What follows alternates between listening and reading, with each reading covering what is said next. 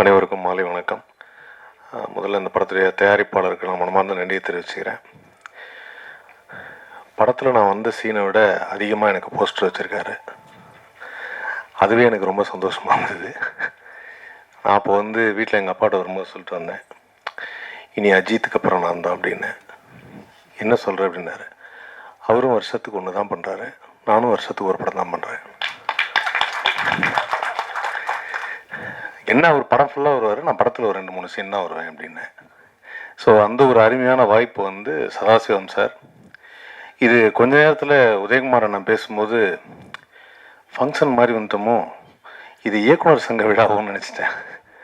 ஏன்னா எல்லாம் வரிசையாக மாபெரும் இயக்குனர்கள், அவங்களுக்குள்ளே இருக்கிற அந்த சின்ன சின்ன விஷயங்களை ரொம்ப அழகாக பேசி பேரரசு சாரை படத்தில் கூட ஹீரோயின் கொஞ்ச நேரம் தான் அப்பான்னு சொல்லியிருப்பாங்க. உதயகுமார் சார் ஒரு 5-6 வாட்டி சொல்லிட்டாருங்கிற வருத்தத்தில் இருக்கார் பேரரசு சார்.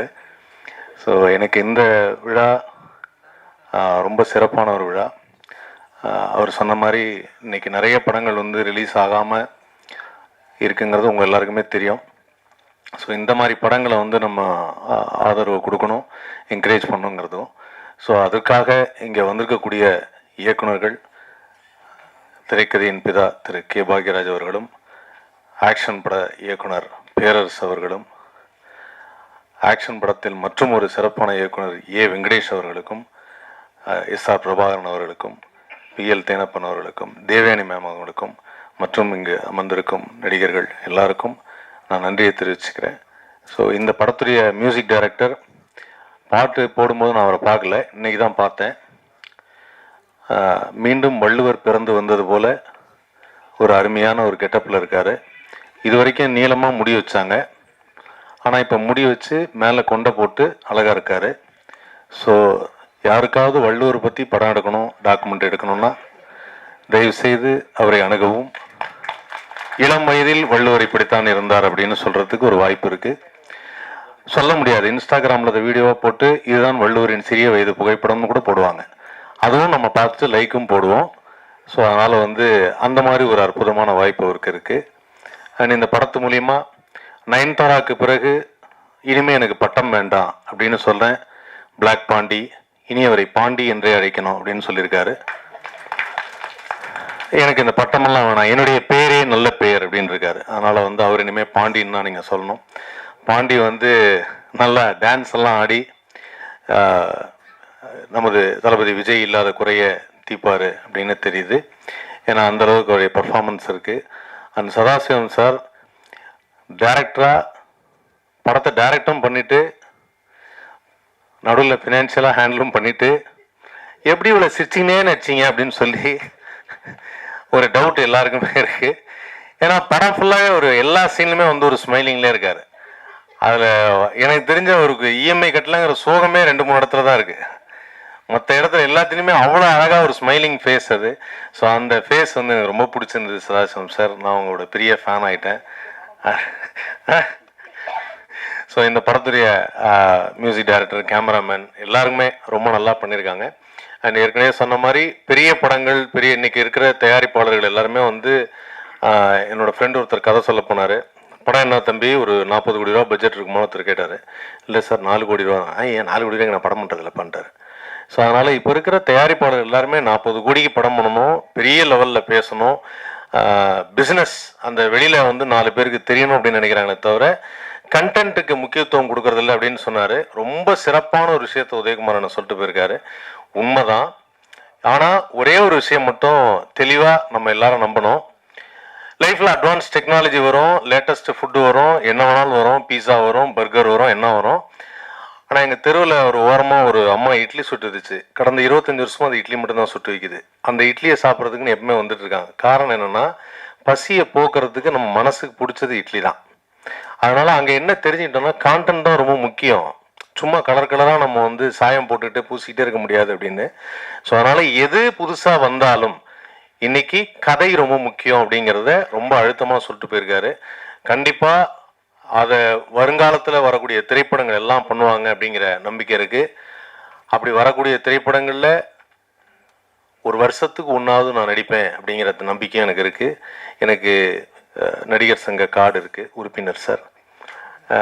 டப்பிங் யூனியன் கார்டு இருக்குது, உறுப்பினர் சார். அதனால் இயக்குனர் சங்கத்தில் சேர வாய்ப்பில்லை சார். ஸோ விரைவில் உறுப்பினராக முழு ஆதாரத்தோடு நான் இருக்கிறேன் என்பதை உங்கள் மத்தியில் நான் தெரிவித்துக் கொள்கிறேன். அதனால் அடுத்த வருடம் அடுத்த திரைப்படத்தில் உங்களை சந்திக்கிறேன். நன்றி, வணக்கம். அனைவருக்கும் வணக்கம். இந்த விழாவிற்கு வந்திருக்கும் இயக்குனர்கள், ஜாம்பவான்கள் அனைவருக்கும் வணக்கம். இந்த படத்தில் வாய்ப்பளித்த இயக்குனர் சதாசிவம் சாருக்கு அவருக்கு நன்றி சொல்லிக்கிறேன். தயாரிப்பாளர் அவருக்கும் நன்றி சொல்லிக்கிறேன். இந்த படத்தில் வந்து பேரர் சார் வந்து ஒரு சாங் எழுதியிருக்காரு அப்படின்னு சொல்லி அந்த சாங்கை தான் ஃபஸ்ட்டு நான் கேட்டேன் போய். பேரர் சார் வந்து வரிகள் எப்போவுமே வந்து பார்த்திங்கன்னா பவராக இருக்கும்.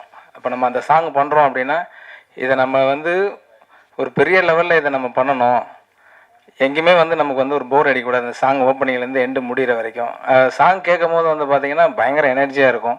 பட் அந்த எனர்ஜி வந்து விஷுவலில் குறையக்கூடாது அப்படின்னு அதுக்கு தகுந்த மாதிரி பிளான் பண்ணி எடுத்திருக்கோம். அவர் சதாசிவம் நல்லா ஆடி இருக்காரு அப்படின்னு நினைக்கிறேன்.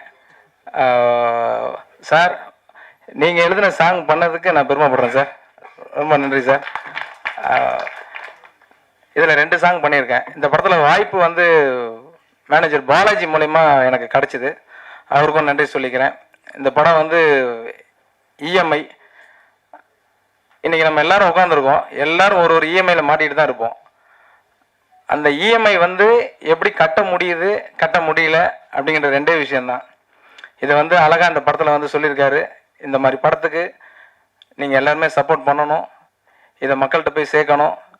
இந்த படம் பெரிய லெவலில் ரீச் ஆகணும்னு இறைவனை வேண்டிக்கிறேன். நன்றி, வணக்கம்.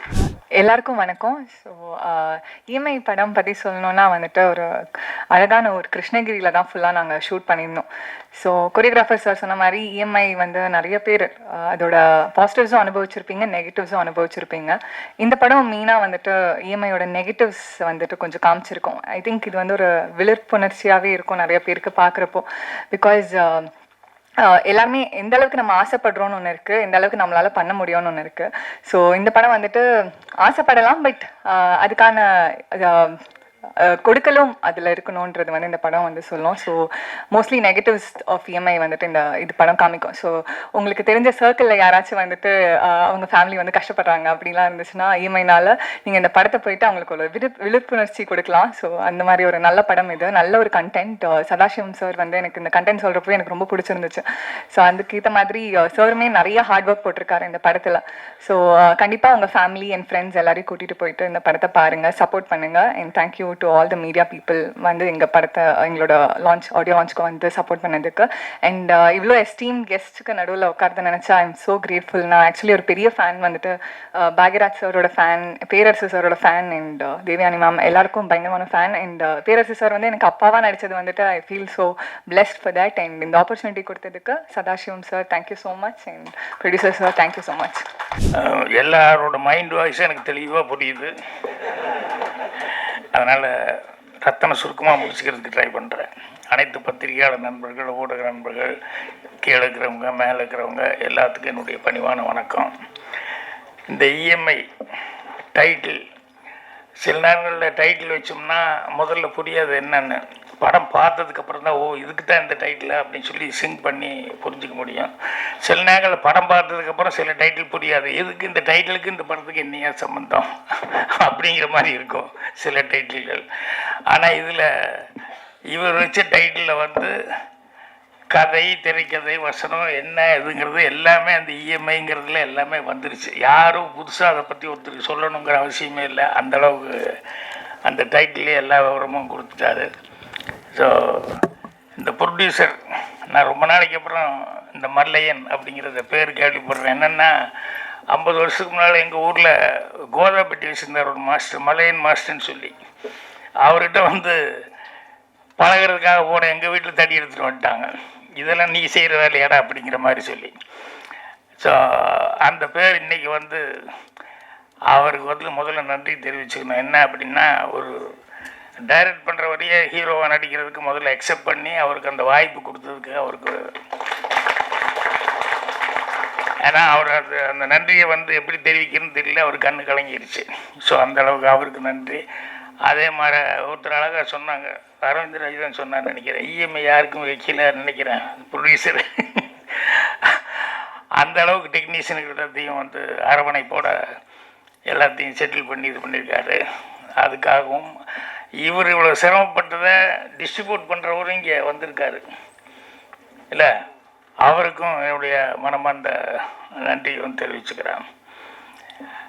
இந்த பொண்ணை பற்றி தெரிஞ்சுக்கன்னா ஆத்தங்கரைக்கு போயிடலன்னா கிணத்து மேட்டில் குளத்து மேட்டில் போய் பாரு, பொண்ணை பற்றி தெரியும் அப்படிம்பாங்க. அந்த மாதிரி வந்து சினிமாவில் வந்து யாராவது புதுசாக டைரக்ட் பண்ண வர்றாங்க அப்படின்னு சொன்னோம்னா அவங்க எங்கடா வேலை பார்த்தாங்க அப்படிங்கிற மாதிரி சொல்லி அவங்கள வச்சு தான் இவங்க எப்படி என்னங்கிறதுலாம் தெரிஞ்சுக்க முடியும்னு சொல்லுவாங்க.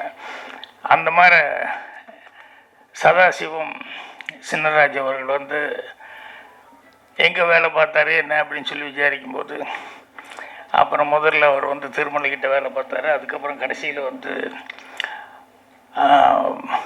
பேரரசுக்கிட்ட வந்து வேலை பார்த்தாரு அப்படின்னு சொல்லி சொன்னாங்க. ஸோ முதல்ல வந்து இந்த படத்தினுடைய இசை வெளியீட்டு விழா அப்படிங்கிறதுனால வந்து இந்த பிச்சை கோடீஸ்வரன் ஆகணும், அவர் அந்த அளவுக்கு பாட்டு போட்டிருக்காரு, நல்லா மெலடியும் நல்லா போட்டிருக்காரு.